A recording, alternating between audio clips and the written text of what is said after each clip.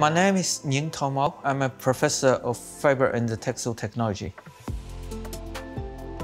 The technology we developed is try to do the digital communication of fabric tactile properties in the textile supply chain.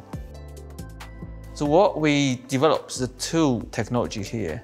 The first one is we call it Leeds University Fabric Handle Evaluation System, or in short, we call it LUFS. It's the only technology currently which can quantify the fabric tactile properties 100% objectively. We will have 7 fabric tactile property index systems. We call it softness, stiffness, crispness, sponginess, flexibility, formality. Another one is the smoothness. And so it can be explained in a scientific way. This system currently is already in the commercialization process, so it's not far away from the market. So fabrics, they can't be touched by the consumers when they purchase online. That's the drive for we developed the second technology, which is using the haptics.